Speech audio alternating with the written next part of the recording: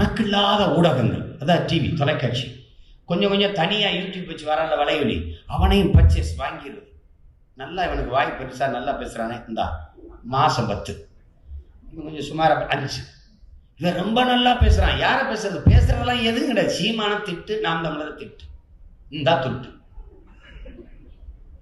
நம்மளை பேசுறேன்னா அவனுக்கு உறக்கமும் இல்லை, உணவும் இல்லை. கேவலப்பட்டது. இப்ப நிறைய சாமியார் அம்மனமா இருக்கான், போய் மாட்டி விட்டு வாங்க அவசர போய. அன்னைக்கெல்லாம் பாக்குறேன் சட்டசபையில் ஒரு சாமியார் அம்மனமாக்கு வந்து பேசிட்டு இருக்காப்பா, வலைவழியில் இருக்கு. பிஜேபியோட கூட்டணி பண்டார பரதேசி கட்சி என்று அம்மையார் ஜெயலலிதா கூட்டணியில் இருக்கும்போது விமர்சிச்ச ஐயா கருணாநிதி, அதே பண்டார பரதேசி கட்சியோட கூட்டணி வைக்கிறது. ஜெயலலிதா நம் இனத்தின் எதிரி, கருணாநிதி நம் இனத்தின் துரோகி என்று பாடம் நடத்தின பெருந்தகை பேராசிரியர் அண்ணன் சுபவீர பாண்டியன். அந்த செங்கலை ஒருத்தர் திருடிட்டு போயிட்டார். கோவையில் வந்து சிஏ போராட்டத்துக்குள்ள இஸ்லாமிய மக்களுக்கு முன்னாடி பேசிட்டேன், போகக்கூடாதுன்னு தடுத்தாங்க. நான் போய் பேசின மீறி எனக்கு தேச துரோக வழக்கு. சீமானுக்கு போடாத, நாம் தமிழுக்கு போடாத பிஜேபி வந்துடும். இது பிடிம்னா உன்னை எதை கொண்டடிக்கிறது?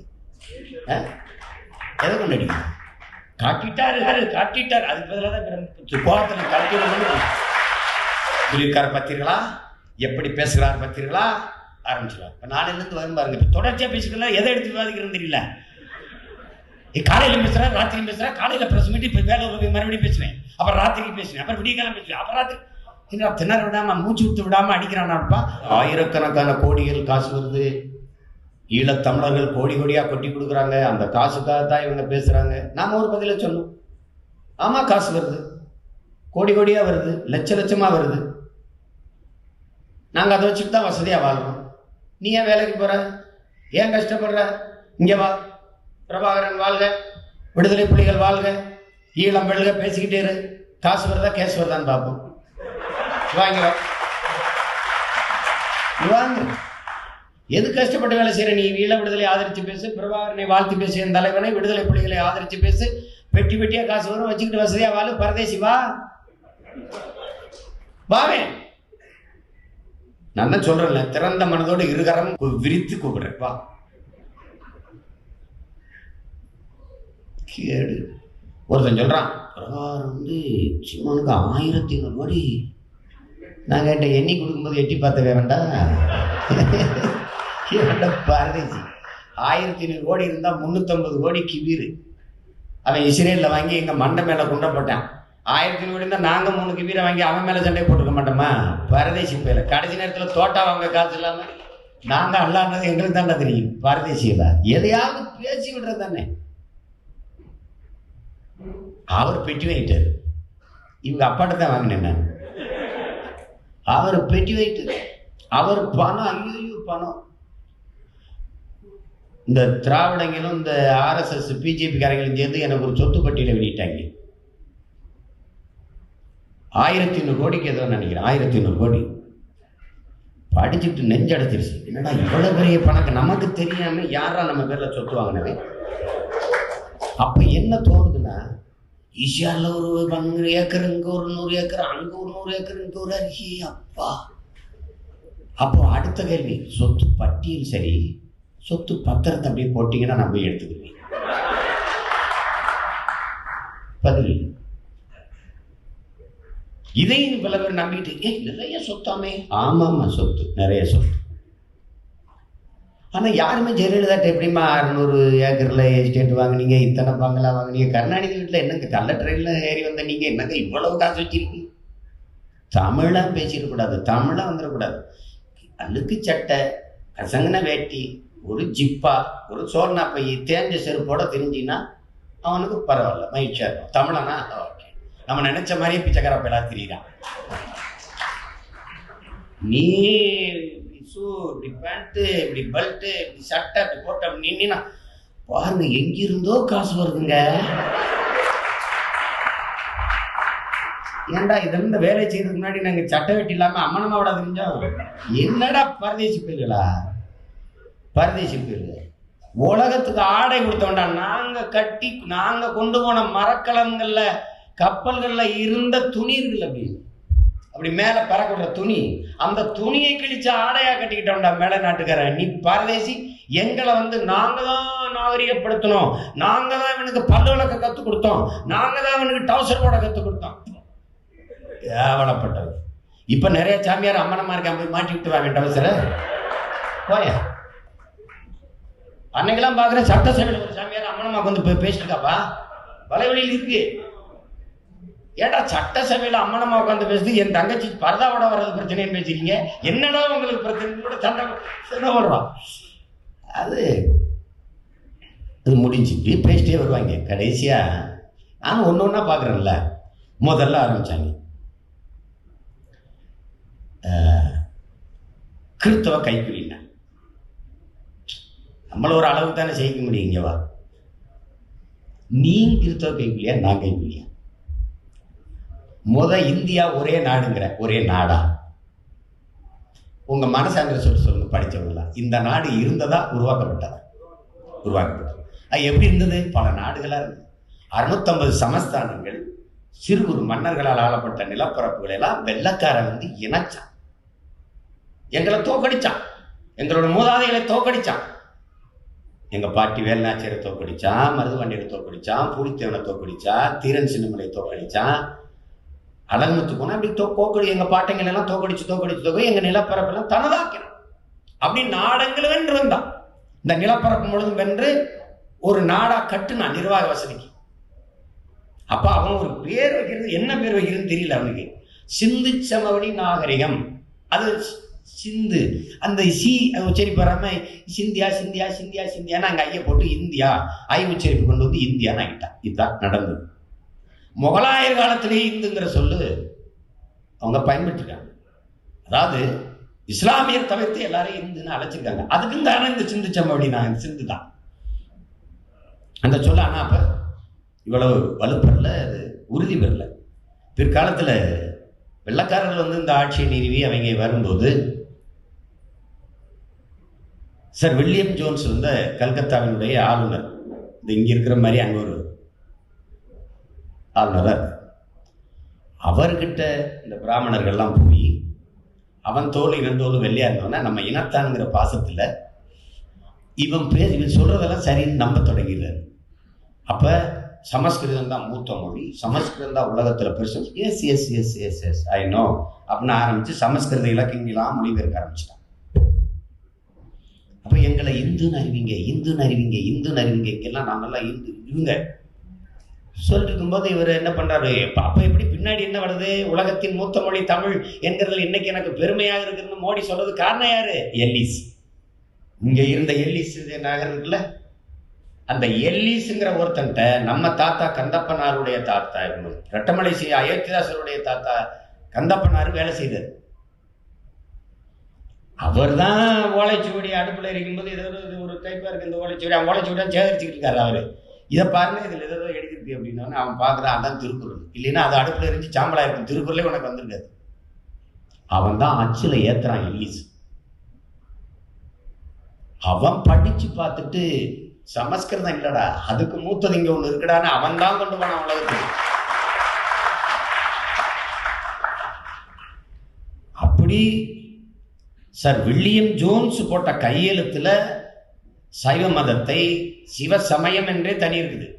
சைவ சமயம் தனி, மாலியம் தனி. திருமாலை பெருமாளை மாயோனை கண்ணனை வழிபடுகிற அது வைணவ பிற்காலத்தில் வருது, இவங்க வந்த பிறகு வருது. தமிழர்கள் சமயங்கள் வேறு, சமணம் வேறு, பௌத்தம் வேறு, சீக்கியம் வேறு, பார்சி வேறு. ஆனால் சார் வில்லியம் ஜோன்ஸ் கையெழுத்தில் எல்லாம் இந்து. இதுதான் நடந்தது. அதுபோல இந்த நாடுகளை எல்லாம் சேர்த்து அவன் இந்தியா என்று ஒரு நாட்டை கட்டினான்.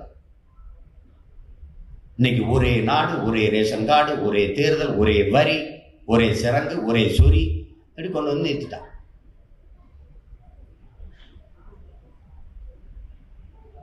இதுல நம்ம எழுப்புகிற கேள்வி, நான் ஒரு தேசிய இனத்தின் மகன், நீ இந்தியை காப்பாற்ற துடிக்கிற, சமஸ்கிருதத்தை காப்பாற்ற துடிக்கிற, உன் மொழியை எப்படியாவது காப்பாற்றணும்னு நினைக்கிற. செத்து போன சான்ஸ்கிரிட்னாவே செத்து போன மொழின்னு தான் அர்த்தம். செத்துப்போன மொழியை நீ உயிர்ப்பிக்க துடிக்கிற காரணம் அதிகாரம் வந்துச்சு. நான் செத்துக்கொண்டு இருக்கிற என் தாய்மொழியை உயிர்ப்பிக்க துடிக்கிறேன். இவ்வளவுதான் என்னுடைய கோட்பாடு. என் செத்துக்கொண்டு இருக்கிற என் தாய்மொழியை உயிர்ப்பிக்க வேணும், எங்களுக்கு அதிகாரம் வேணும். அதுக்காக தான் போராடும். மொழி என் முகம், மொழி என் முகவரி, மொழி என் அடையாளம், மொழி என் வரலாறு, மொழி என் இலக்கியம், மொழி என் பண்பாடு, மொழி என் வழிபாடு. அதனால அதை விட முடியாது. மொழி செத்தா நான் செத்துருவேன். எப்படி செத்துருவேன்? என் இனம் செத்து, நான் அடையாளமற்றவனா இருப்பேன்.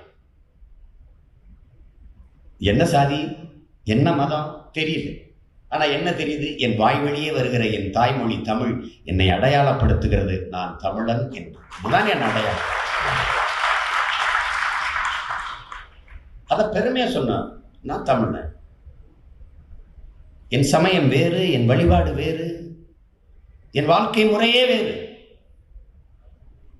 இந்த ஒரே நாடு, ஒரே உன் உடை வேற, என் உடை வேற, உன் உணவு வேற, என் உணவு வேற. நீ சப்பாத்தி வச்சுட்டு வெங்காயத்தை வச்சுட்டு எனக்கே திண்டுட்டு இருப்ப. நான் பழைய சோறு மீன் குழம்பு சாப்பிட்றாள். நீ மாட்டுக்கறி உனக்கு பிடிக்காது. நான் மாட்டுக்கறி திங்களேன்னா நான் மனுஷனாவே யாரையும் மதிக்கிறது இல்லை. நீ ஏன் நீ என்னோட வந்து மோதுற? என்னோட ஏன் மோதுற? உன்னே நான் சாப்பிட சொன்னேன். நான் மாட்டுக்கறி சாப்பிட்டேன்னா சொல்லுப்பா. கருவாடு நாத்து இல்லாம கஞ்சி உள்ள இறங்காது. உனக்கு கருவாடை பார்த்தா மூக்க பிடிச்சிட்டு போ சீக்கிரம். ஒரு கேட்பேன், மாட்டுக்கறியெல்லாம் நான் சாப்பிட்றதில்ல. சாப்பிட்றாத விலை கூடிரும், தயவு செய்து சாப்பிட்றாதான் விலை கூடிரும், எங்களுக்கு கிடைக்காது. நாங்கள் 5 பேர் இருப்போம், ஒரு 2-3 கிலோ இருக்கும், 3 கிலோ தான் இருக்கு. நீ சாப்பிடுங்க. சரி நீ சாப்பிட மாட்டீங்களா? சாப்பிட மாட்டீங்களா? நீ அவன் சாப்பிட்றதா இருந்தா வேணாம், சாப்பிட மாட்டேன். ஏன்னா எங்களுக்கே பத்தாது. பிரச்சனை தான். ஒன்னையும் அவரவர் விருப்பம். மதம் என்பதும், உடை என்பதும், உணவு என்பதும், வழிபாடு என்பதும் அவனே விருப்பம். எனக்கு முருகனை பிடிக்கும், அவருக்கு பிள்ளையார பிடிக்கும், அவருக்கு சிவனை பிடிக்கும். அப்படிதானே? உனக்கு வந்து பேச்சியம்மன்னா எனக்கு வந்து வீரகாளி அம்மன். என்னோட குலதெய்வத்தை கும்பிடுன்னு உடனே எனக்கு சொல்லணும். அவங்க என்னை கூப்பிடல பேச்சியம்மாவை கும்பிடணும். நீ என் கற்பனை சாமியை கும்பிடணும், நானும் கூப்பிடல. நீ ஐயனாரை கும்பிடணும், நீனும் கூப்பிடல. அவனவன் குலத்திற்கு, குடும்பத்திற்கு அவனவனுக்கு ஒரு தெய்வம். அவனவன் வழிபட்டு போட்டு உனக்கு என்ன பிரச்சனை? உனக்கு என்ன பிரச்சனை சொல்லு? அதுதான் இவர்கள் நாடற்றவர்கள்.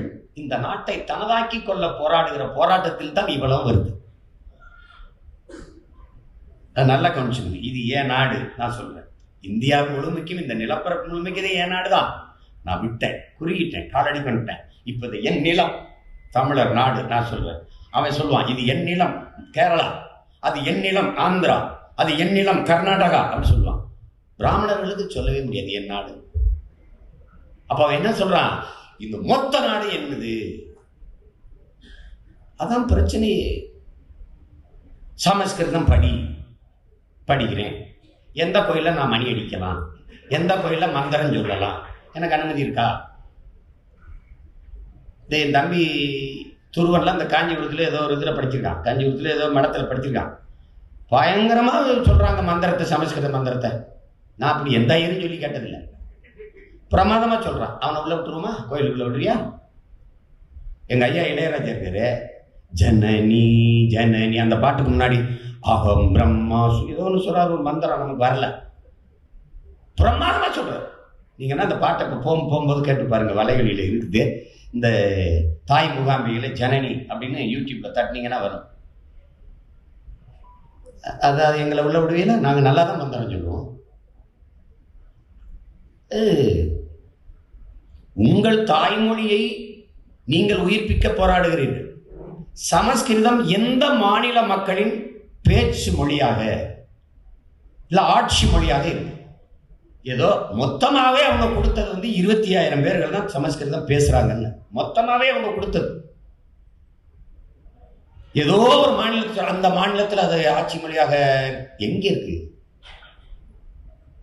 எங்க இருக்கு? பிராமணர்களுக்குள்ளேயே சமஸ்கிருதத்துல பேசிக்கிற முடியல, உரையாடுறது இல்லை, தமிழ்ல தான் பேசுவாங்க. புரோகித மொழியாகவும் மந்திரம் சொல்ற கோயிலுக்கு முன்னாடி சொல்றதுக்கு தான் நம்ம பயன்படுத்துறீங்களே, பேச்சு மொழியா இருக்கா? பேச்சு மொழியா இருக்கா? அப்ப அதை பேசு பேசு பேசுன்னு. நீ தமிழ் படின்னு சொல்லு, பாசிசம், மொழி தீவிரவாதம். என்று சொல்வீங்க. சமஸ்கிருதம் படி, இந்தி படி என்று சொல்வது அது ஏன் இந்தி தீவிரவாதம், சமஸ்கிருத சாவனிசம் இல்லை? அதையே அது அப்படி சொல்ல மாட்டேங்கிறேன்னா சொல்றது இல்லை. எதுக்குதுன்னா நல்லா கவனிச்சிங்கன்னா, ஆங்கில மருத்துவம், நவீன மருத்துவத்தினுடைய தந்தை ஹிப்போக்ரேட். அவரு தான் இதுக்கு தந்தைங்கிறாங்க. அவர் கிரேக்கர். அவர் உருவாக்கிய அவர் அந்த இதுல தான் இவங்கெல்லாம் படிச்சு நம்ம பிள்ளைகள் வராங்க. ஆங்கில மருத்துவத்தின் தந்தை. அப்ப மருத்துவர்கள் உறுதிமொழி இருக்கும்போது அவர் வகுத்த ஹிப்போக்ரேட் ஓத் அப்படிங்கிற அந்த இதுதான் தத்துவத்தை சொல்றாங்க. இப்ப நம்ம எப்படி மொழியாகி எங்கள் மூச்சாகி இந்த நாம் தமிழர்களுடைய உறுதிமொழின்னு வச்சுக்கோங்க. அந்த உறுதிமொழியை அவங்க ஏற்கும்போது இதுவரைக்கும் ஹிப்போக்ரேட் சொன்னதை ஏற்றுக்காங்க. இப்போ RSS பிஜேபி ஆட்சிக்கு வந்தோடனே இவ்வளவு காலம் கழிச்சு இப்ப என்னன்னா, ஆங்கில மருத்துவத்துக்கு நம்ம உறுதிமொழி இருக்கணும். இங்கே ஆயுர்வேத மருத்துவத்தின் தந்தை சரகா இருக்காரு, சரகா, அவர் வகுத்த அந்த சரகா ஓத்த நம்ம அவர் சொன்னதை அந்த உறுதிமொழியை ஏற்கணும்னு இப்ப சமஸ்கிருத உறுதிமொழிக்கு கொண்டு வந்துட்டான். இப்ப எல்லா டாக்டரும் சமஸ்கிருதத்துல உறுதிமொழி எடுக்கணும். அந்த உறுதிமொழியில இருக்கிறதுல எப்படி திணிக்கிறாங்கன்னு பாருங்க, அதிகாரம் எப்படி திணிக்குது. அந்த உறுதிமொழியில பசுமாட்டை, பிராமணர்களை ஒருபோதும் துன்புறுத்த மாட்டோம்னு உறுதிமொழி எடுக்கணும்னு வருதா? பசுமாட்டை துன்புறுத்தக்கூடாது, மற்ற எந்த உயிரினத்தையும் துன்புறுத்தலாம், அதான் அந்த கோட்பாடு. பிராமணர்களை துன்புறுத்தக்கூடாது, மற்ற எவனையும் துன்புறுத்தலாம், குத்தலாம், வெட்டலாம், கொல்லலாம், எதையும் செய்யலாம். சரி, பசுமாட்டை துன்புறுத்தல, காளமாட்டை அறுத்து நாங்க சாப்பிடலாமா? அப்படிலாம் விட முடியாது, நாங்க கல்லால் அடிச்சு கொண்டு வருவோம். இது ஒரு கொடுமை பாருங்க.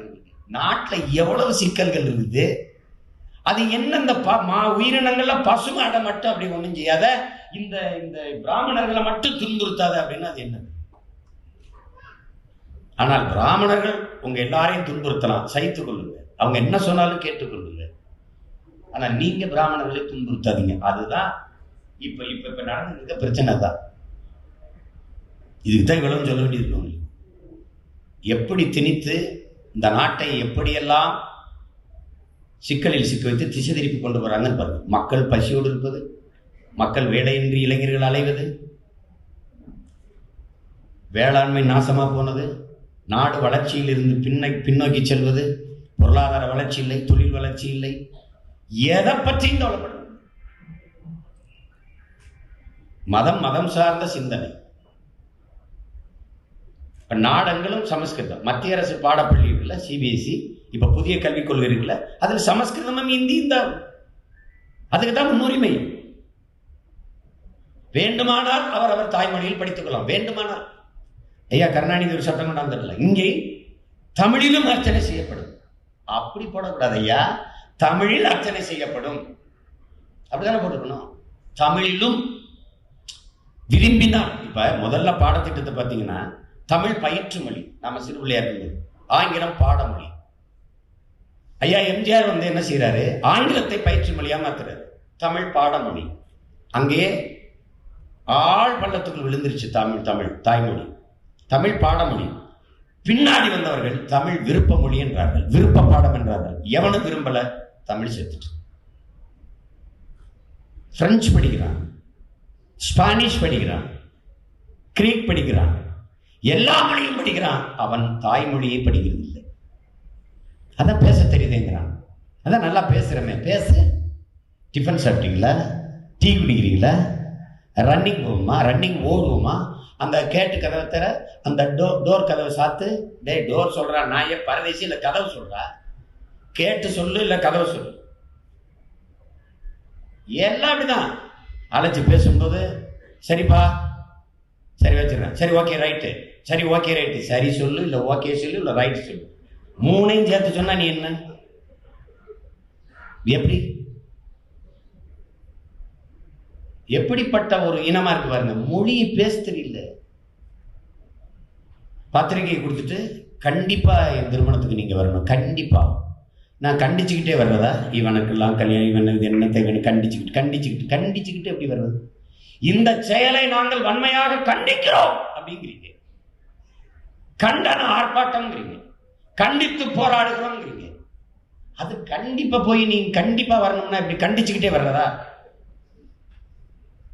நிச்சயமா வரணும்னு சொல்லணும். அது சமஸ்கிருதம் தெரியுது. அது தள்ளிட்டு உறுதியா வாங்க அப்படிதானே சொல்லணும். உறுதியா வாரேன், உறுதியா வாங்க. தாய்மொழியை எந்த இடத்துல எந்த சொல்லை போட்டு பேசணும்னு நமக்கு தெரியல. மிகப்பெரிய ஆளுகள் கண்டிப்பா கண்டிப்பா கண்டிப்பா சரி சொல்றது சரிதான், கண்டிப்பா கண்டிப்பா கண்டிப்பா கண்டிப்பா. என்ன கண்டிப்பா? ஒரு கட்டாயம்னு சொன்னா கூட பரவாயில்ல, கட்டாயமா வந்துருங்க அப்படின்னா கூட பரவாயில்ல, ஒரு கட்டாயப்படுத்தி கூப்பிடுறாங்கன்னா இருக்கும். கண்டிப்பா வாங்கன்னா எப்படி வர்றது? இனிமேலாவது என் பிள்ளைகள் வந்து இந்த கண்டிப்பு இதை விட்டுருங்க, உறுதியாவது சொல்லு, ஒரு ஒன்னாவது சொல்லி பழகுங்க. கண்டிப்பா வந்துருங்கண்ணே, கண்டிச்சுக்கிட்டே வருவேன் நான். அதனால இதுக்கு எதிராக நீ போராடணும். இதை நியாயப்படுத்தி பேச ஒரு கூட்டம் வச்சிருப்பான். ஏன் சமஸ்கிருதத்தில் சொன்னா என்ன, சரகாவன் மந்திர இதை சொன்னா என்ன, இவர் தான் ஆயுர்வேதத்தின் தந்தைங்கிறான். அப்ப நாங்கள்லாம் எங்க மூதாதை ராவணனுடைய மருத்துவ குறிப்பை தாண்டி எந்த மருத்துவ குறிப்பும் இல்லைங்கிறான். உலகத்துல எவ்வளவு பெரிய இயற்கை மருத்துவத்தினுடைய மேதைகள்லாம் எங்க மண்ணில் இன்னும் இருக்கான், வாரிசுகள் இருக்கான். பெரிய பெரிய ஞானிகளும் மேதைகளும் பிறந்த இனத்தின் மக்கள் நாங்கள். அவன் வச்சுக்கிடுவான்.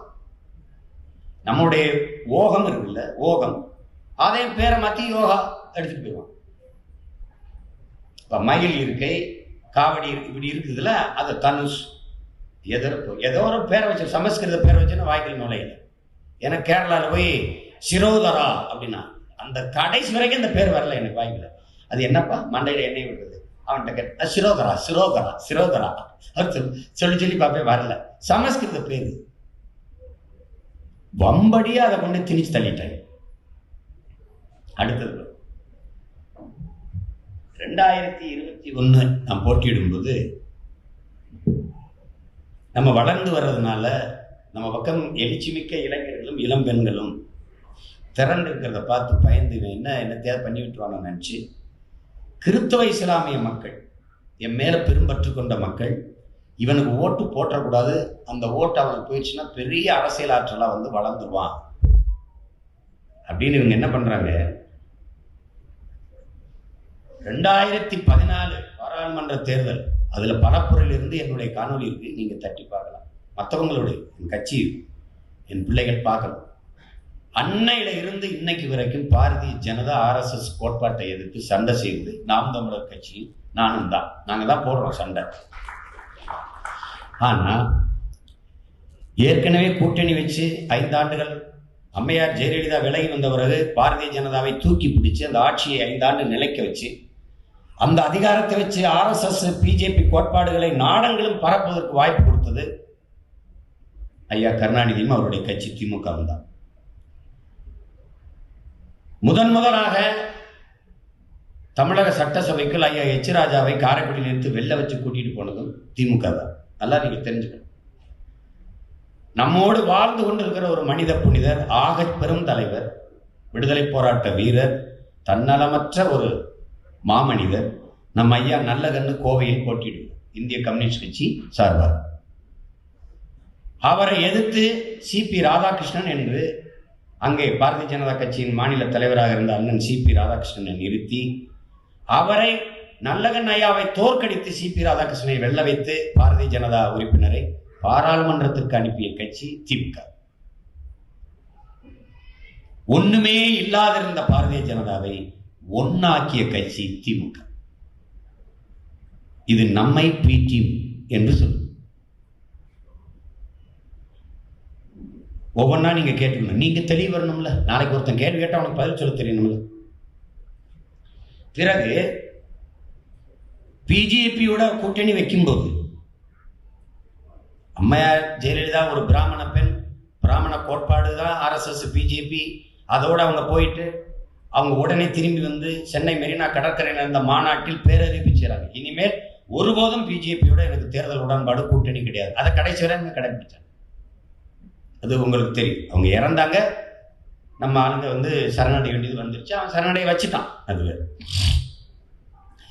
RSSோட BJPயோட கூட்டணி பண்டார பரதேசி கட்சி என்று அம்மையார் ஜெயலலிதா கூட்டணியில் இருக்கும்போது விமர்சிச்ச ஐயா கருணாநிதி அதே பண்டார பரதேசி கட்சியோட கூட்டணி வைக்கிறது. வைக்கும்போது ஐயா முரசொலி மாறும். அந்த பாரதிய ஜனதா கட்சியை பற்றி சொல்றது, a right man, வாஜ்பாயை நிறுத்துறாங்க பிரதமர் வேட்பாளர், a right man in wrong party. அப்ப இன்னைக்கு இருக்கிற வரலாற்று பேராசிரியர் என்னுடைய மதிப்பிற்குரிய அண்ணன் சுப வீரபாண்டியன் அவர்கள் அப்ப திமுக இல்லை. நாங்கெல்லாம் வண்டி ஏறி திரைப்படத்துறைக்கு வரும்போது கருணாநிதியின் இனத்தின் தலைவன் அப்படிதான் நாங்கெல்லாம் வரோம். நான்லாம் வந்தேன். கருணாநிதினு பேரை சொன்னா அடிச்சு மாண்டு கட்டி உருண்டு மூஞ்சி முறைலாம் அடிச்சு விட்டதெல்லாம் இருக்கு. நாங்க ஏன்னா தலைவர் பேரை சொல்றேன்டா, கலைஞர்னு சொல்ல மாட்டியாடா அப்படி. உண்மையிலேயே வந்து இங்க வந்து இறங்கினோடனே எங்களையெல்லாம் கூட்டி வச்சு நான் செல்வ வருது இந்த மாதிரி ஆளுகள்லாம் கூட்டி வச்சுக்கிட்டு செயலில் தான் நம் இனத்தின் எதிரி, கருணாநிதி நம் இனத்தின் துரோகி என்று பாடம் நடத்தின பெருந்தகை பேராசிரியர் அண்ணன் சுப வீரபாண்டியன். ஒரு காலம் ஓடுது 10 ஆண்டுகளுக்கு மேல, நான் கருணாநிதி இனத்தின் துரோகிங்கிற, அவர் இனத்தின் தலைவருங்கிறார். இதுதான் பிரச்சனை. நடந்துட்டு பாருங்க. இப்படி வந்த திராவிட முன்னேற்ற கழக RSS பிஜேபி கூட்டணி வச்ச பிறகு ஐயா கருணாநிதி எழுதுகிறார் முரசொலியில, நம்ம பிள்ளைங்க கூட எடுத்து போட்டாங்க, இப்போ கூட எடுத்து படிக்கலாம். திராவிடர் கழகம் போல RSSம் ஒரு சமூக இயக்கம் தான், பிஜேபியும் ஒரு சமூக இயக்கம் தான். திராவிட முன்னேற்ற கழக தோழர்கள் மக்களிடத்தில் இந்த சரியான புரிதல் இல்லை. RSS வந்து மக்கள் இயக்கம் தான் என்ற புரிதல் இல்லை, அதை கொண்டு போய் சேர்க்க வேண்டும் என்று எழுதிய கடிதம் இன்னும் இருக்கு. ஆனாலும் நாம தான் மீட்டிங்.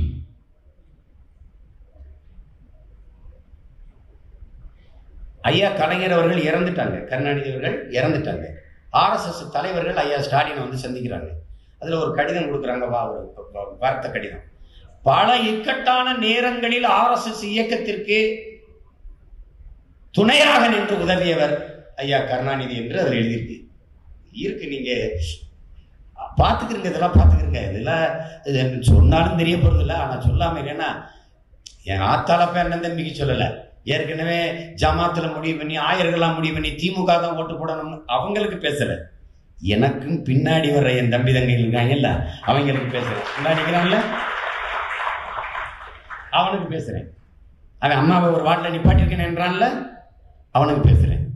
எனக்கும் பின்னாடி வர என் தம்பிக்கு பேசுறேன். என் தம்பி அபுவுக்கு பேசுறேன். என் தங்கச்சி அனீஸ் ஃபாத்திமாவுக்கு பேசுறேன். எங்க மாமா மகள் ஃபர்கானாவுக்காக பேசுறேன்.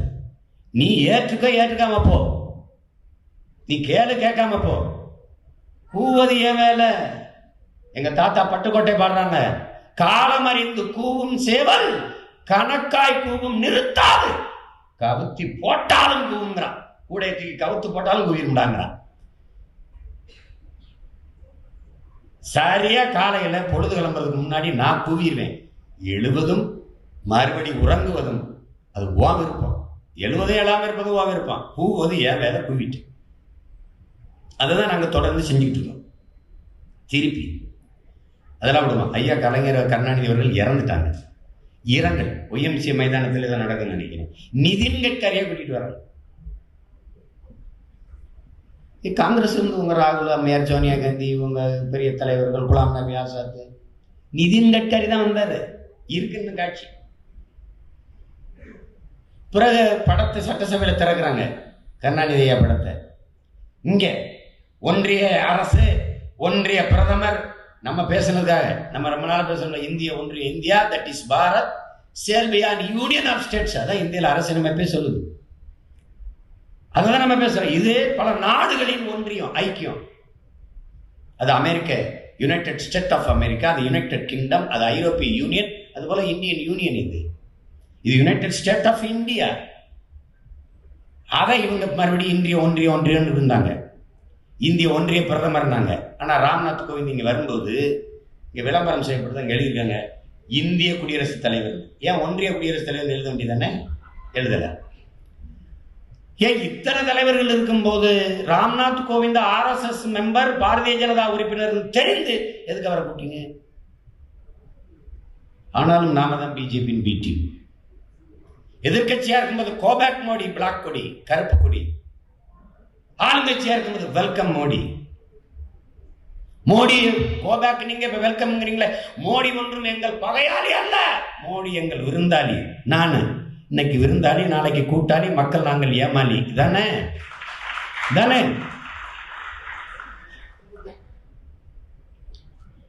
நாங்கள் மோடிக்கு எதிரானவர்கள் அல்ல, இந்துத்துவத்திற்கு எதிரானவர்கள். இங்கேதான் அறிவில் சிறந்த தமிழ் பெருமக்கள், என்னிலும் என் தம்பி தங்கிகள் உடன் பிறந்தார்கள், ரொம்ப நுட்பமாக கவனிக்கணும்.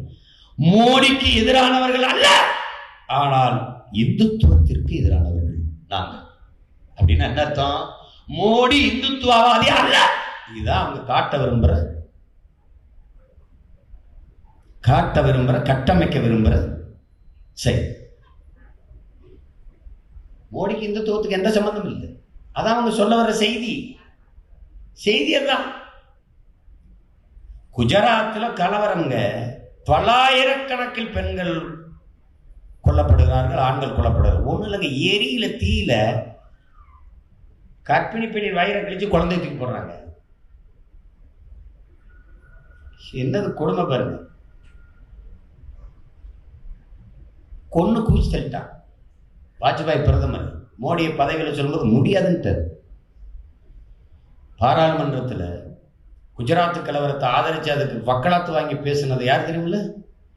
நம்முடைய மதிப்பிற்குரிய அண்ணன் வைகோ அவர்கள், ஐயா டிஆர் பாலு அவர்கள், ஐயா முரசொலி மாறன் அவர்கள். முரசொலி மாறன் ஐயா என்ன சொல்றாரு? குஜராத் கலவரத்தை பற்றி பேசுவதாக இருந்தால் நீங்கள் இந்திரா காந்தி கொலைக்கு அப்புறம் டெல்லியில் நடந்த சீக்கிய கலவரத்தையும் பேசணும். அப்படி திசை திருப்பி எப்படி இதையும் ஒப்பிட்டு பேசுறது எப்படி இருக்கு பாருங்க. ஆதரிச்சு பேசினாங்க.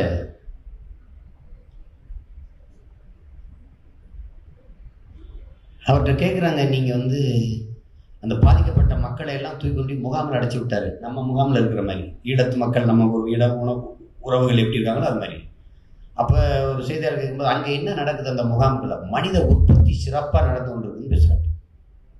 யார் சொல்லுங்க? நாட்டின் பிரதமர்.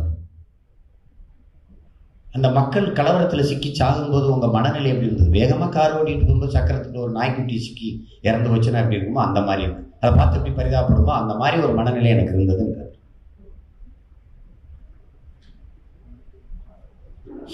எப்படிப்பட்ட ஆட்கள் பார்த்துக்கிறீங்க?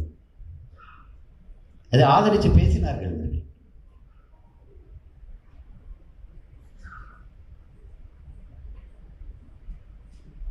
அது அவர்களுக்கு ஒரே அச்சம். திருடன் தாலியை அத்துக்கொண்டு ஓடும்போது கூட்டம் திருடன் திருடன் விரட்டி ஓடும்போது அவங்க ஓரமா அந்த பக்கம் மறைஞ்சிருந்து திருப்பி கூட்டத்துக்குள்ளே நுழைஞ்சுக்கிட்டு ஆமா திருடன் திருடன் திருடன் அவனு சத்தமா கத்துவான். நம் அந்த எல்லாரையோட சத்தமா கத்துவான். அவன் தான் திருடன் என்று நாம் என்னைக்கு உணர்றோமோ அன்னைக்கு தான் நம்ம விழிப்புணர்வு அடைந்த சமூகமாக மாறுவோம், நம்ம பாதுகாப்பாக வாழ்வோம். இப்ப திருடனும் நம்ம கூட சேர்ந்து கத்துறான். இப்ப மீத்தேனுக்கு போராடு, நானும் போராடுவேன். திமுக வரும். ஸ்டெர்லைட்டுக்கு போராடு, ஸ்டெர்லைட்டை மூடு, நானும் போராடு. ஏப்பா நான் தான் எங்க அப்பன் செத்துட்டான்னு அழுதுகிட்டு இருக்கேன். கொலை பண்ண நீயும் கூட உட்காந்து அழுதுகிட்டு இருக்க. கொண்டு வந்த நீயப்பா என்னோட உட்காந்து போராடுறேன்னு நினைச்சுக்கிட்டு இருக்க. இதங்கத மேகதாதுல அணையை கட்டக்கூடாது. யார் போராடுறா? ஐயா அண்ணாமலை.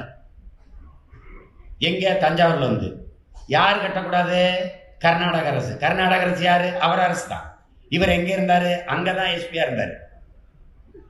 அங்கிருந்தா விலகி வந்தாரு. தமிழ் எனக்கு ஓடில்லா, நோடில்லா, காவிரி இஷ்யூ நோடில்லா, எதுவுமே நோடில்லா. Still I death I proud Karnataka. நான் நோடில்லான்னு பேசிட்டு வந்தாரு. தமிழ் எனக்கு நோடில்லா, காவிரி இஷ்யூ நோடில்லா, உனக்கு எங்கே ஓட்டில்லா. அதான் போ. வேற என்ன செய்ய சொல்றீங்க? எந்த தமிழங்க பேசுவான்? எந்த தமிழன் போய் எனக்கு தமிழ் பிரச்சனை இல்லை, தமிழ்நாடு பிரச்சனை இல்லை, எனக்கு காவிரி இஷ்யூ பிரச்சனை இல்லை, நான் சாகிற வரைக்கும் கன்னடம் என்பதுதான் பெருமைனா ரத்தத்தை பரிசோதனைக்கு அனுப்பணுமா இல்லையா? அனுப்பணுமா இல்லையா? நான் சொல்லுவேன்னா என் கட்சி பிள்ளை நாம் தமிழர் பிள்ளைகள் சொல்லுவாங்களா? உயிரே போனாலும் தமிழ் வாழ்கை முழக்கமிட்டு சாவானை ஒழிய நான் அப்படி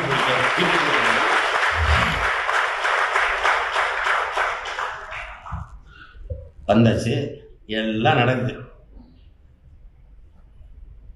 கடைசியா இப்ப மோடியை அவர் கொண்டு மருத்துவமனை திறக்கணும். எங்க ஐயா டிஆர் பாலு சொல்றாங்க 12 மருத்துவமனையை வெள்ளித்தட்டில் வச்சு தர்றாரு. அது வேணாம்னு சொல்வீங்களா?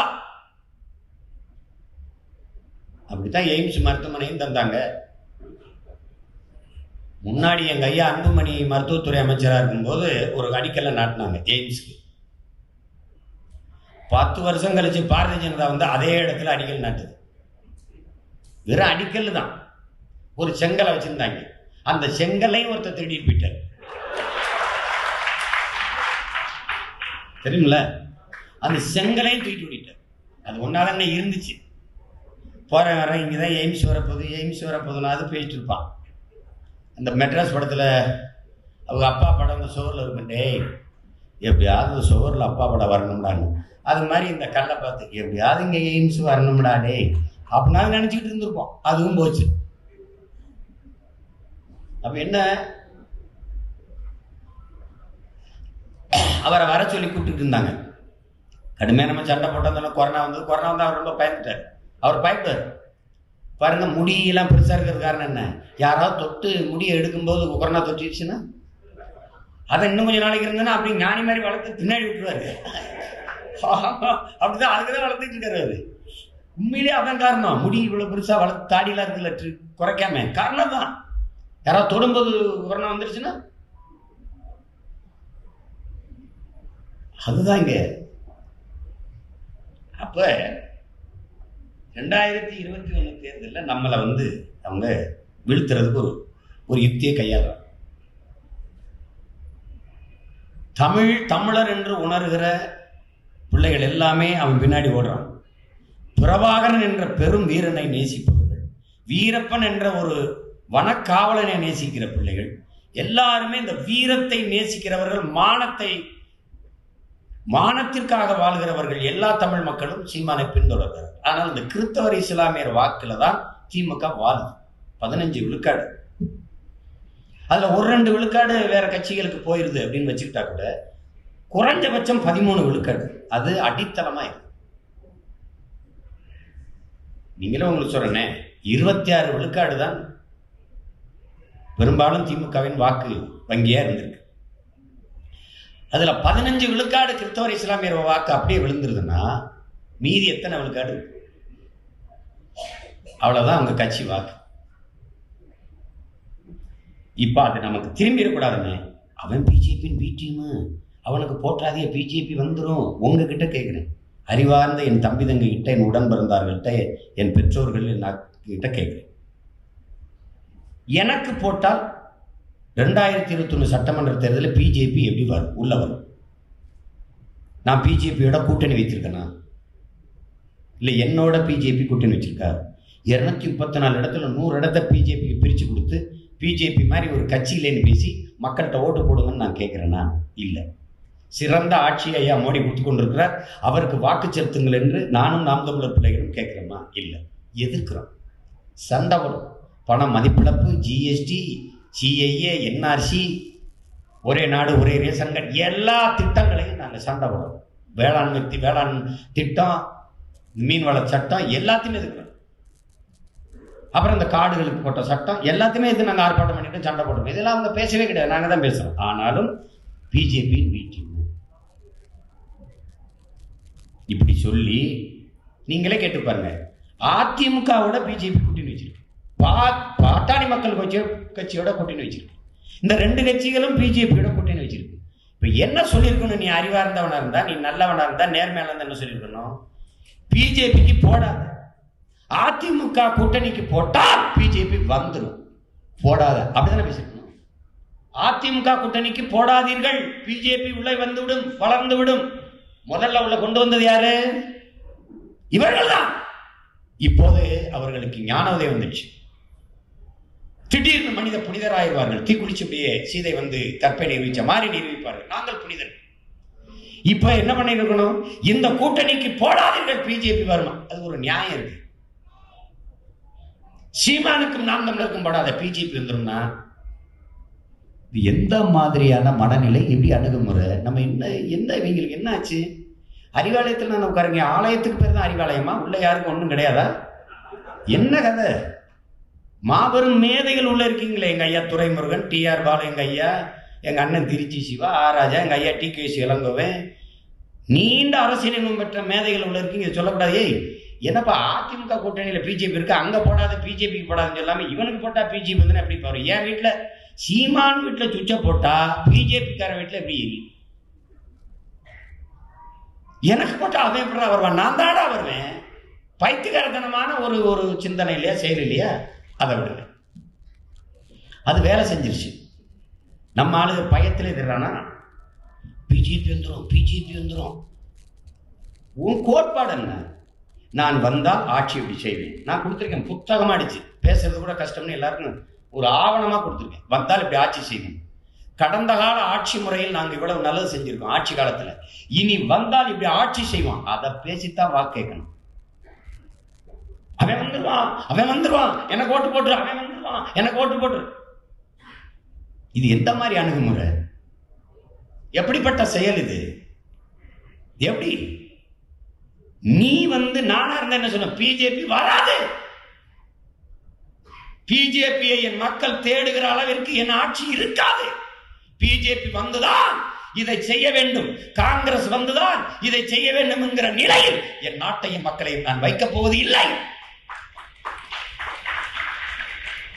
ஏன்னா காங்கிரஸோ பிஜேபியோ என் மொழிக்கு, என் இனத்திற்கு, என் நிலத்திற்கு, அதன் வளத்திற்கு, மக்களின் நலனுக்கு, கச்சத்தீவு மீட்புக்கு, காவிரி உரிமைக்கு, முல்லை பெரியாற்று உரிமைக்கு, அணு உலைக்கு எதிர்ப்போ, மீத்தேன் எதிர்ப்போ, ஈழ படுகொலைக்கு எதிராவோ அல்லது ஈழ விடுதலைக்கு ஆதரவாவோ நின்றதில்லை, நிற்க போவதில்லை. அவன் எனக்கு எதுக்கு? இப்பவும் கேட்கிறேன், காங்கிரஸ் பிஜேபி தமிழர் நிலத்திற்கு, தமிழர்களுக்கு எதுக்கு? எதற்காக? ஒரு காரணம் சொல்லு, நான் உனக்கு ஓட்டு போடுறேன். உனக்கே ஓட்டு கேட்கிறேன். ஒரு காரணம் சொல்லு, ஒரே ஒரு காரணம். இதுக்காக காங்கிரஸ் வேணும், இதுக்காக பிஜேபி வேணும், பாரதிய ஜனதா தமிழ்நாட்டுக்கு வேணும். ஒன்னு சொல்லு, ஒன்னு சொல்லு. பாரதிய ஜனதா ஆளுகிற மாநிலங்கள்லாம் ஆகச்சிறந்த கல்வியை மக்கள் கொடுத்துட்டீங்களா? பாரதிய ஜனதா ஆளுகிற மாநிலங்கள்லாம் ஊழல் லஞ்சத்தை அறவே ஒழிச்சிட்டீங்களா? பாரதிய ஜனதா ஆளுகிற மாநிலங்களாம் படித்த இளைஞர்களுக்கு வேலையில்லா திண்டாட்டமின்மை இன்றி எல்லாருக்கும் வேலை கொடுத்துட்டீங்களா? கொடுத்துட்டீங்களா? போக்குவரத்து, மருத்துவ கட்டமைப்பு எல்லாம் சரியாயிட்டா? தடையற்ற மின்சாரம் தந்து முடிச்சிட்டீங்களா? பிறகு என்ன மயத்துக்கு நீ எனக்கு இங்க வரப்போற? எதுக்கு இங்க வரப்போற? என்ன செய்வ நீ? இந்த நாட்டை ஆள கொடுத்து பரதேசி நாடாக, பிச்சைக்கார நாடாக மாத்தி நிறுத்தினதை நீ செஞ்சது. வளருது வளருது வளருதுன்னு வாய்களே பேசி கடைசியா வளரும் நாடுகள் பட்டியலிருந்து இந்தியாவை தூக்கி விட்டான். நடந்திருக்கு.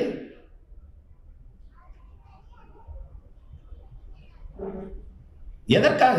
அதெல்லாம் பேசணும். ஒரு வீரன் என்ன பண்ணணும்? வரமாட்டான். நான் சொன்ன இருக்கிற வர மாட்டான், வர விட மாட்டோம். நாங்க சொல்றோம். அதையில சொல்லணும். அவனுக்கு போடாத பிஜேபி எவ்வளவு பெரிய பேடித்தனம், கோழைத்தனம். இப்படியா பேசுறது? இதுதான் நீங்க படிச்சு வந்த பகுத்தறிவு, நீங்க காட்டுகிற முற்போக்கு. இது அவங்க இடதுசாரி சிந்தனையா? இந்த தேர்தல் ஊரக உள்ளாட்சி தேர்தலுங்க, இதுக்கு விளம்பரம் செஞ்ச ஒரே கட்சி திமுக தாங்க. 3 பொம்பளை பிள்ளை நின்று நமக்கு இலவச பஸ் பாஸ் கொடுத்ததுனால பெண்கள் போலான்னா 1400 ரூபாய் மிச்சம். அப்புறம் கொரோனாவுக்கு 4000 ரூபாய் எல்லாரும் கொடுத்து முடிச்சுட்டாங்க. மகளிர் சுய பெற்ற கடனை எல்லாம் தள்ளுபடி பண்ணிட்டாங்க. என்ன கனவனவு கண்டியில எங்க தள்ளுபடி பண்ணிருக்கு? எங்க கொரோனாவுக்கு 4000 கொடுத்துருக்கு? எங்க வீட்டுல எல்லாருக்கும் கொரோனா. எங்க கிராமத்துல 1 ரூபா கூட கொடுக்கல, கொடுக்கலையே. கேட்டா தம்பி சொல்றாரு 1000 ரூபாய் கொடுக்குறேன், நீங்க கொடுப்போம் தானே வந்திருக்கோம். அடுத்த மாசம், அடுத்த வருஷம் கொடுப்போம். அடுத்த வருஷம் இருங்க, இன்னும் 3 வருஷம் இருக்கு, கொடுப்போம். அப்புறம் இன்னும் 2 வருஷம் இருக்குல்ல, கொடுப்போம். அப்புறம் கடைசி வருஷம் இருக்குல்ல, அடுத்த தேர்தல் இருக்குல்ல, அதுல கொடுப்போம். இது நவீன ஏமாற்று. ஆனா இன்னும் என் மக்கள் இதை நம்பி ஏமாந்துட்டு ஒரு 2 பேர் ஓட்டு கேட்கிற அந்த கனவுல இருக்கு. என் தம்பி எல்லாம் பார்த்துருப்பீங்கன்னு நினைக்கிறேன். ஒரு பொம்பளை போய் பேசுது, இங்க பாருங்க, சீமானுக்கு போட்டுறாதீங்க, நாம் தமிழருக்கு போட்டுறாதீங்க, அது பிஜேபி பிடிஎம். அப்படியா? எங்க ஊர்ல புரணி பேசும்போது, ஏத்தா இந்த குருவமா குந்தன இடமெல்லாம் சிந்தனை மூக்கா இருக்காரு. 16 வயதுல படத்துல வரும், எங்க அப்பா பேசுறது அது மாதிரி பேசுறா. போட்டுறாதீங்க பிடிஎம். காளிமுத்து இருந்தாருல, அதிமுக காளிமுத்து, அவர் மறுமை. ஓபிஎஸ் இருக்காரு, அவர் சொத்து குறை பினாமில தான் இருக்கு, இவர் பேர்ல தான் இருக்கு. பாவியலா, கட்டுத்தொகை கட்டாம பாதி வேட்பாளர் போடலடா, நான் காசு இல்லடா, 76 லட்சம் தேவைப்படும். பரதேசிகள் எதை கொண்டாடிச்சா திரும்ப வாங்கினது இல்லையே. கடைசிக்கு அந்த அம்மா சொல்லுது, இங்க பாருங்க, அவர் எம்பிட்டு பேசுறாரு, ஒரு நடவடிக்கையும் பிஜேபி எடுக்கல. பரதேசி நடவடிக்கை எடுக்க வேண்டியது வாலு. பிஜேபி எங்க எடுக்க? அதிமுக நான் கோவையில் சிஏ போராட்டத்துக்குள்ள இஸ்லாமிய மக்களுக்கு முன்னாடி பேசிட்டேன், போகக்கூடாதுன்னு தடுத்தாங்க. நான் போய் பேசினேன் மீறி.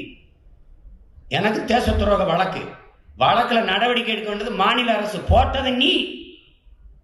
எடப்பாடி அரசு எடுக்கலைன்னா ஸ்டாலின் ஐயா அரசு எடுக்க வேண்டியது என்ன?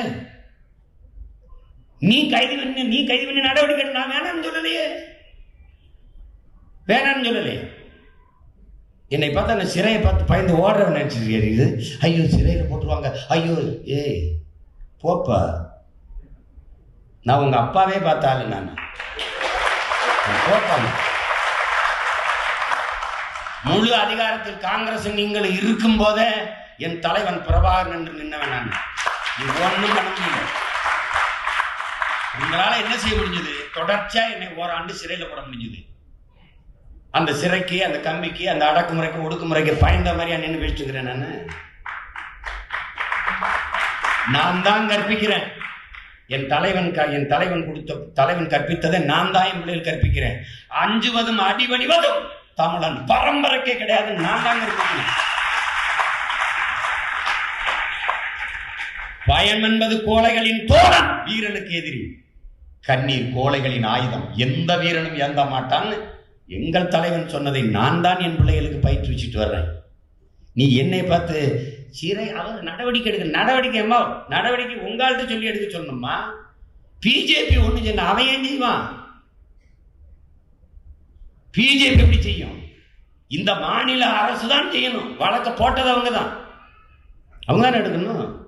சரி, அவர் செய்யல, நீங்க செய்யுங்க, ப்ளீஸ் டூ இட். அதை விட்டுட்டு பார்த்தீங்களா எவ்வளவு பேசுறாரு. அவரை பிஜேபி ஒரு நடவடிக்கையும் எடுக்காது.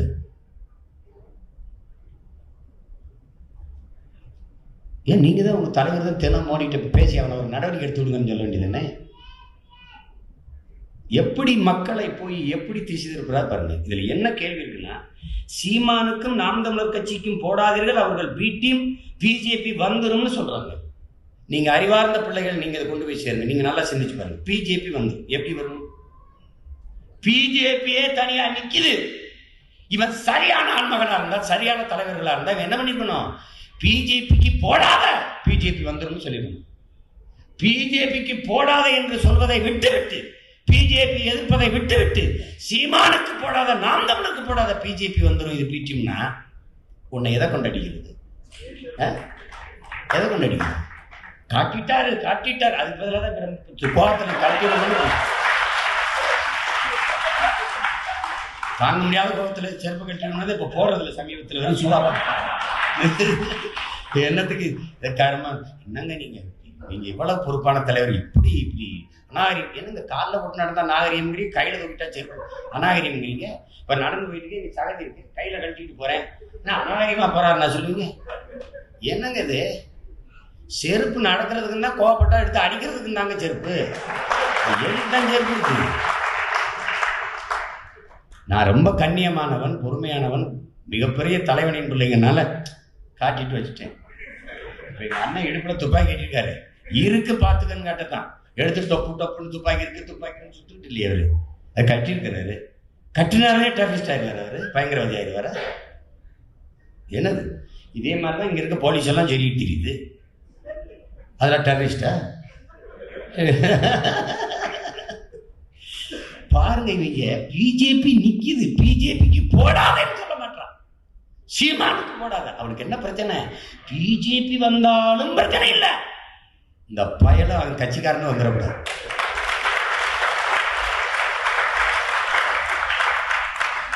பிஜேபி தனியா நிக்குது, அது ஒரு 4 பேரை தூக்குனீங்கன்னா அவங்க அப்பா அங்க மேல இருந்து தூக்கிடுவாங்க.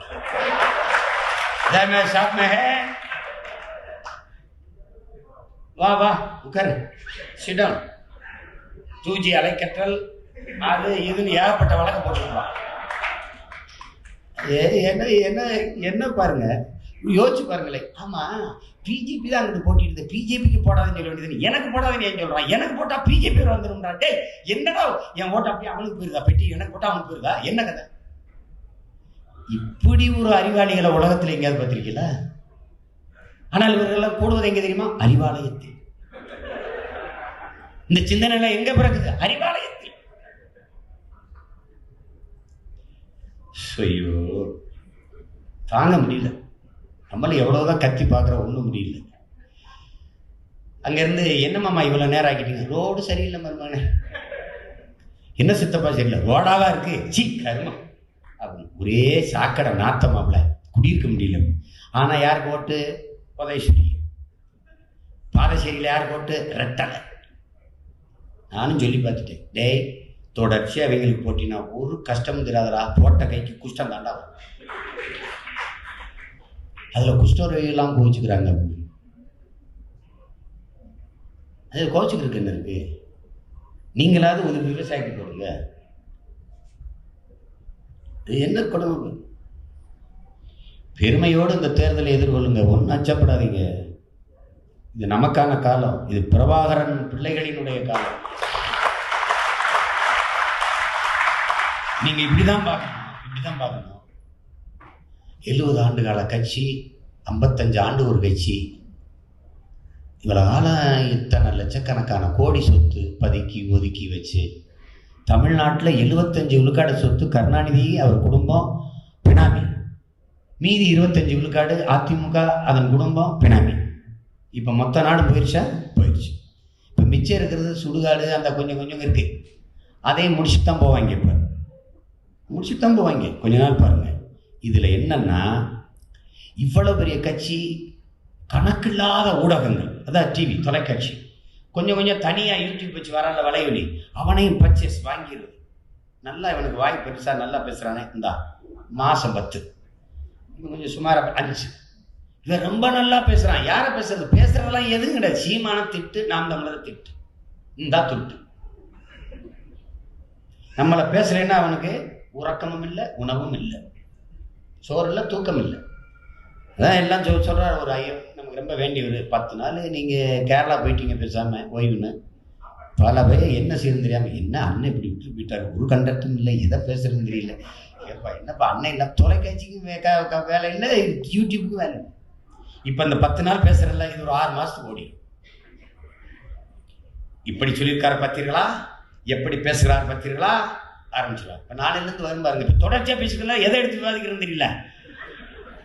காலையில் பேசுகிறேன், ராத்திரியும் பேசுகிறேன், காலையில் ப்ரெஸ் மீட், இப்போ வேலை மறுபடியும் பேசுவேன், அப்புறம் ராத்திரிக்கு பேசுவேன், அப்புறம் விடிய காலம் பேசுவேன், அப்புறம் ராத்திரி திணற விடாமல் மூச்சு விட்டு விடாமல் அடிக்கிறான்ப்பா. அப்போ நம்ம ஓய்வு விட்டு படுத்தோன்னு பார்த்தீங்களா, இதில் எப்படி பேசிக்கலாம் பார்த்தீங்களா. நீங்கள் வேணா பாருங்க, அதுவே ஒரு 6 மாதத்துக்கு ஓடும். அப்புறம் திருப்பி நம்ம பேசுவோம், அதை வச்சு தான் வண்டி ஓட்டுவாங்க. அதில்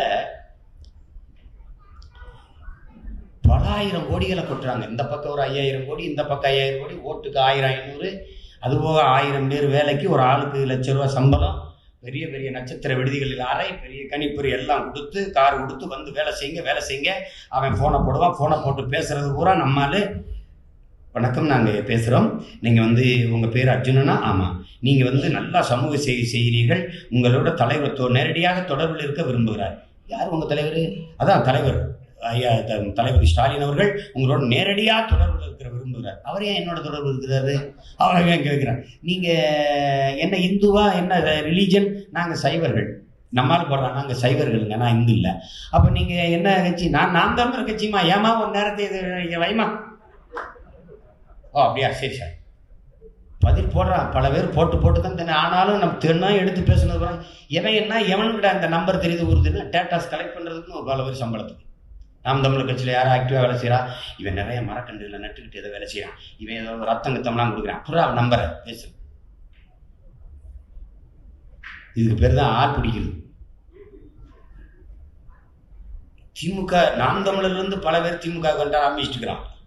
அங்கிருந்தா பூரா என் பின்னாடி உட்காந்துருக்கான்னு தெரியாம, இங்க இருக்கிறதெல்லாம் யாரு? நாங்க அங்கதான்ப்பா இருந்தோம், அங்கதான் இருந்தோம்.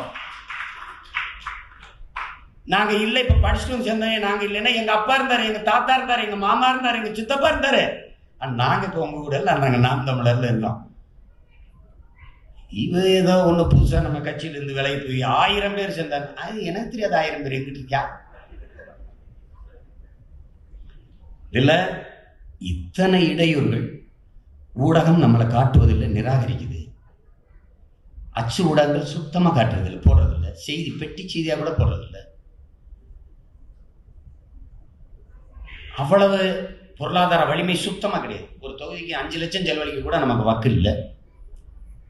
அந்த நிலையில 4 பேர் 5 பேர் 10 பேர் பட்டினி பேசியமா கொடியை பிடிச்சிக்கிட்டு போடி விவசாயிக்கு போடு போடு போடுன்னு சொன்ன இடத்துல தமிழ் மக்கள், மானமும் வீரமும் அறமும் உயிரென்று வாழுகிற இந்த இனத்தின் மக்கள் இந்த பிள்ளைகளை விட்டுவிடக்கூடாதுன்ட்டு எம்புட்டு காசு மழை பொழிந்தாலும் எவ்வளவு ஆசை வார்த்தைகளை காட்டினாலும் அது இலவசம் இது இலவசம் எதை பற்றியும் கவலைப்படாம 31 லட்சம் பேர் நமக்கு வாக்கை செலுத்தி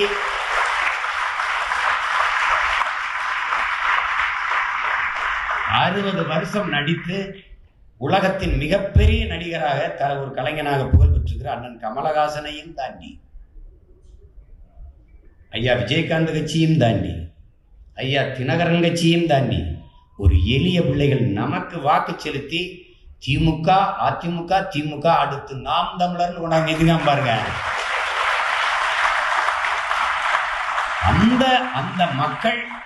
அந்த மக்கள் இருக்கிற வரை நம் களம் நமக்கானது, நாம் வளர்வது வெல்வது உறுதியானது. நீ ஒன்றுக்கும் கவலைப்படாத, ஒன்றுக்கும் கவலைப்பட, நீ பாட்டுக்கு போயிட்டு இதை யோசிக்காத. அதை யோசிச்சுட்டு இருந்தீங்கன்னா சரி வராது, வேலை செய்ய முடியாது. நம்ம வெல்வோமா சந்தேகமே இருக்கக்கூடாது. வெல்றோம். சொல்றால முயற்சி என்னை கைவிட்டாலும் நான் முயற்சியை கைவிடலைங்கிறான்.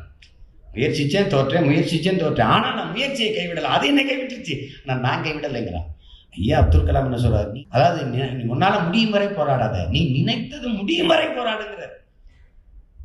முடியும் வரை நான் போராடுறேன், நீ என்ன நினைச்சியோ அந்த செயல் முடியும் வரை போராடுறாங்கிற. அவர் தான் சொல்றார், நீ ஏன் ரெக்கை இருக்கிறத மறந்துட்டு நடந்து போயிட்டு இருக்க, பறந்து போடா அவன் இலக்கை நோக்கிங்கிற. ஹிட்லர் என்ன சொல்றான், ஓடு குதிரையை மாறி ஓடு, வெற்றி அடைஞ்சிட்டா குதிரையை விட வேகமா ஓடு, ஏன்னா அப்பதான் நீ வெற்றியை தக்க வைக்க முடியுங்கிற. நீ ஓடு, வேகமா ஓடு, முடியல நடந்து போ, முடியல தவழ்ந்து போ, முடியல உருண்டு போ. ஆனா எது முக்கியம், எப்படியேனும் நீ இலக்கை நோக்கி நகர்ந்து கொண்டிருக்கிறாய், முன்னேறி கொண்டிருக்கிறாய் என்பதுதான் முக்கியம். என்னாலும் ஆனாலும் போடாங்கிறான், முடியாதுன்னு சொல்லிடாத. அதுதான் ரொம்ப முக்கியமானது. தைரியமா இருங்க. மிரட்டுவான், அச்சுறுத்துவான், இதெல்லாம் நடந்ததுதான். காங்கிரஸ் இருக்கும்போது திமுகவுக்கு நடந்தது, திமுக இருக்கும்போது ஐயா எம்ஜிஆர் கட்சி தொடங்கும் போது நடந்தது. கொடிமரத்தை வெட்டி சாச்சாங்க திமுக காரங்க. ஐயா எம்ஜிஆர் கட்சி ஆரம்பிக்கும் போது திமுக காரங்க வெட்டி சாச்சாங்க. என்ன செய்யணும் தெரியல, அவர் ரொம்ப குழம்பிட்டார், ரொம்ப வருத்தப்பட்டார். என்னடா அப்படின்னு. இப்போ நான் என் பிள்ளைகளை கடத்திட்டாங்க, என்ன பண்றேன்னு தெரியாம இருக்கிறேன். அது அதே மாதிரி தான். அப்ப அவருக்கு ஒரு ஆள் யோசனை சொன்ன மாதிரி, நீங்க கொடியில அண்ணாவை போட்டீங்கன்னா வெட்ட மாட்டாங்க, வெட்டுறது கொஞ்சம் தயங்குவாங்கன்னா மறுபடியும் நடுவால கொடியில அண்ணாவை போட்டார், ஜோதியை எடுத்துட்டு அண்ணாவை போட்டார். அப்புறம்தான் அது வெட்டுறது ஓஞ்சிச்சு. அது மாதிரி எல்லா வேதனைக்கும் ஒரே ஒரு மருந்து தான் இருக்கு, சாதனை. அதுக்கு இருக்கிற ஒன்று வெற்றி தான். பல்ல கடிச்சுக்கிட்டு ஏறி வெற்றி பெற்று. தொடக்கத்தில் எதையும் வீண் முயற்சி என்பார்கள், வென்றுவிட்டால் அதையை விடாமுயற்சி என்பார்கள்ங்கிறான் ஃபிடல் காஸ்ட்ரோ. இப்போ நம்ம செய்யறதெல்லாம் வீண் முயற்சி அவர்களுக்கு படும். நீங்க ஒரு பகுதியில் 10 கவுன்சிலர் 5 கவுன்சிலர் வென்றுட்டீங்கன்னா விடாமுயற்சிங்கம்பா, இதான் நடக்கும்.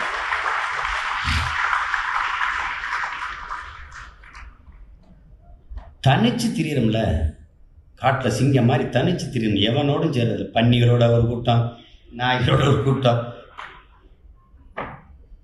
நீ ஏன் கூட்டணி வைக்கிறதில்ல? சிங்கம் 4 புலி 4 நரி வா, 4 நாய் வா, 2 பூனை வா, எங்கே வேட்டைக்கு போகும்னா புலிக்கு அழகு இல்லை. புலி தனியாக போய் வேட்டையாடினா தான் அழகு. அது நாங்கள் புலி தனிச்சு நிற்போம். ஓட்டு போட்டுருவாங்களா? போடலை. யாருக்கு நட்டம்? என் மக்களுக்கு. எனக்கு என்ன நட்டம்? என் பிள்ளைகளுக்கு என்ன நட்டம்? நாங்கள் என்ன 10 கோடி 20 கோடியை முதலீடு செஞ்சு சீட்டு வாங்கி அப்புறம் சீட்டு வெல்றதுக்கு 10 கோடி 20 கோடி செலவு பிச்சைக்காரன் ஆனா நான் தொகுதிக்கு எவ்வளோ செலவு பண்ணுவீங்க? சரி 10 கோடி கட்சிக்கு மட்டும் கொடுப்பீங்க, 10 கோடி. அது போக நான் மற்ற 2 தொகுதிக்கும் செலவு பண்ணிக்கிறேன்னு அவனுக்கு சீட்டு. நீ 50 வருஷம் கட்சியில் இரு, 60 வருஷம் கட்சியில், அதெல்லாம் பெருத்து இல்லை. நோட்டு எவ்வளவு? நோட்டு அதிகம்னா சீட்டு உனக்கு. இதுதான் திராவிட கட்சிகளின் லட்சணம். நேர்காணல் வச்சு எவ்வளவு கட்சிக்கு கொடுப்பா, எவ்வளவு செலவு பண்ணுவான்னு கேட்காத ஒரே அரசியல் கட்சி தமிழ்நாட்டில் நாம் தமிழர் கட்சி தான் இருக்கு. இதுல யாரையாவது இந்த போட்டியிடுற பல முகங்கள் எனக்கு தெரியல. ஆனாலும் எங்க கட்சியில போட்டிடுறாங்க. பெயிண்ட் அடிக்கிறவரு, தானி ஓட்டுறவரு, சந்தையில கூறு கட்டி காய்கறி விற்கிறவரு, எல்லாரும் கவுன்சிலரா. ஏன்னா அவனுக்கு வறுமை தெரியும், பசி தெரியும், ஏழ்மை தெரியும், தெருவில் விளக்கிறது தெரியும், தண்ணி தெரியும், கொசு கடிக்கிறது தெரியும், கூரை இல்லாத வீடு தெரியும், குடிக்க தண்ணி இல்லாத நிலைமை தெரியும். அவன் தான் வேலை செய்வான். இவங்க எப்படி தெரியுமில்ல? வெள்ளம், பெருவெள்ளம். அம்மையார் சோனியா காந்தி ஹெலிகாப்டரில் வெள்ள சேதத்தை பார்வையிட்டார். நாட்டின் பிரதமர் ஐயா நரேந்திர மோடி பீகாரில் ஏற்பட்ட வெள்ள சேதத்தை பார்வையிட்டார். எங்க? ஹெலிகாப்டர்ல.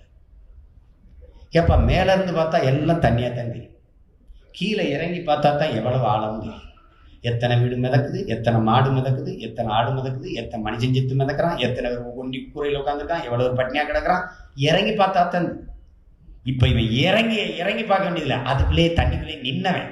அதனாலதான் அவனுக்கு சீட்டு. மேல பார்த்துட்டு இறங்கி போய் மக்கள் ரொம்ப பசி இருந்தாங்க, உங்க பொட்டோன்னு சோறு போட்டோம். இது ஒரு கொடுமை. அதையெல்லாம் மாற்றுறதுக்கு தான் நம்ம இவ்வளவு வேலை செய்யறோம். தைரியமா நின்று உழைங்க, தைரியமா நில்லுங்க, துணிஞ்சு நில்லுங்க. உறுதியா நம்ம வெல்லுவோம். அதுல எந்த சந்தேகமும் உங்களுக்கு வேண்டாம். நம்பிக்கையோடு நில்லுங்க. நான் உங்க கூட இருக்கேன். எதுக்கும் பயப்படாதீங்க. கொஞ்ச நாள் தான், கொஞ்ச நாள். அதனால என் உடன் பிறந்தார்களுக்கு, என் அன்பு சொந்தங்களுக்கு